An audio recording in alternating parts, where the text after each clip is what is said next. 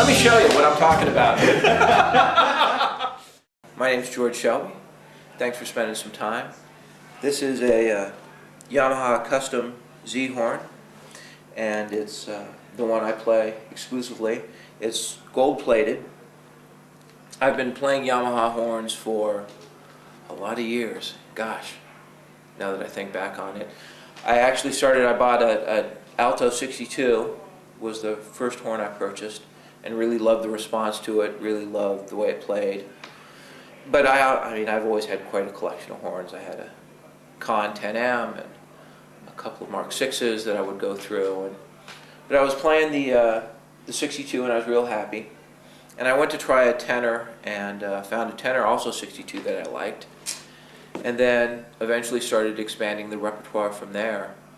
And eventually sent a letter to the guys at Yamaha and just let them know that I was playing a Yamaha horn.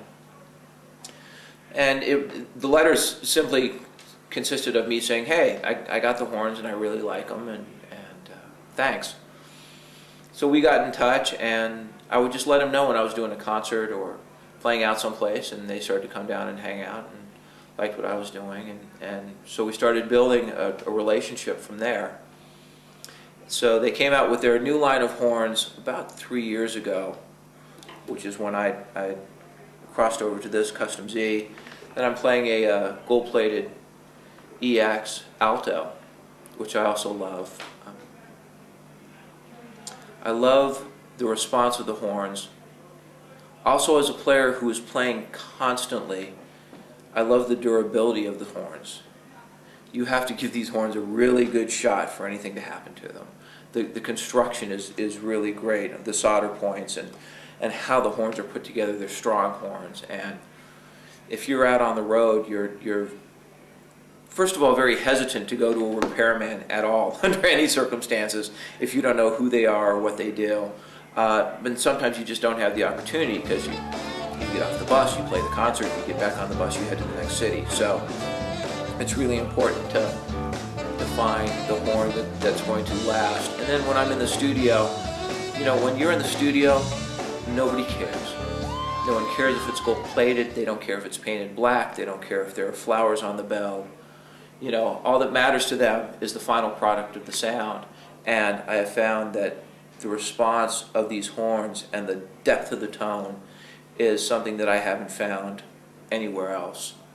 And the producers who work with me and bring me in to record, and they don't know how or what or why, they just know that they're getting a sound that they're really happy with. So that's how I came to playing these specific horns.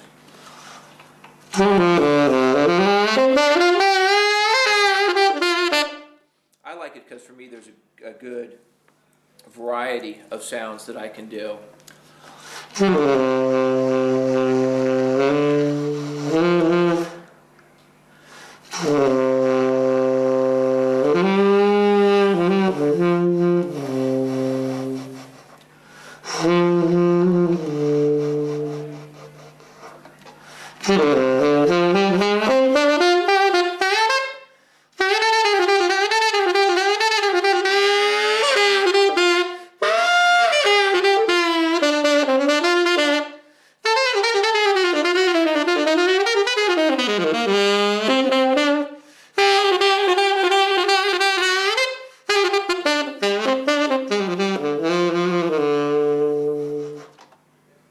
So I like the horn because I find it, as I try to put my emotions into the music, I love the horns because they allow me that palette of emotional range where I can do everything from I'm really angry today to I feel great, or whatever the mood is, the horn will respond. Just in terms of practical exercises, there are a couple things that I've been doing that I've been happy with, and that's one is playing root chords and then using the dominant chords in conjunction with it. So for example, if you're playing in the key of G, and then the basic concept is of course to play that G arpeggio, And then a lot of players, it's hard for them then to think outside of that or to go into other directions. So if you just drop down a step and play an F arpeggio, but still playing in the key of G, it gives you a whole different sound, but you're still playing in that key of G.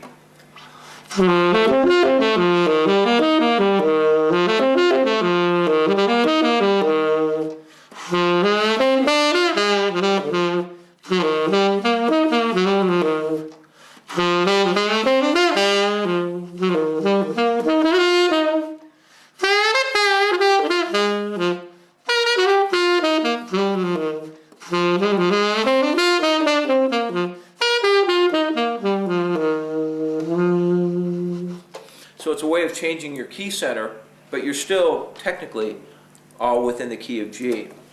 And then it's just practicing your extension still based on that.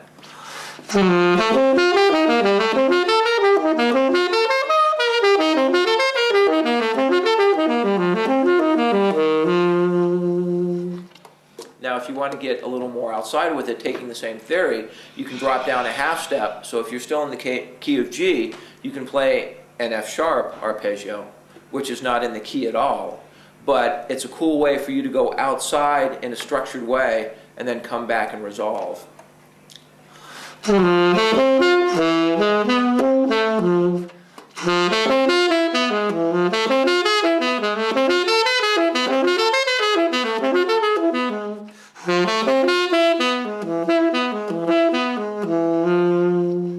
It's a nice rub because you're outside the key, but it's going to want to resolve naturally back into G for you. And then you can just start building your arpeggios from there as you come back in.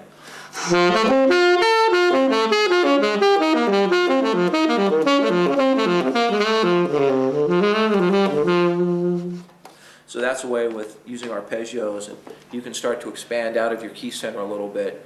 And you are playing a little outside, but it's a structured way for you to start finding other paths for your jazz improvisation.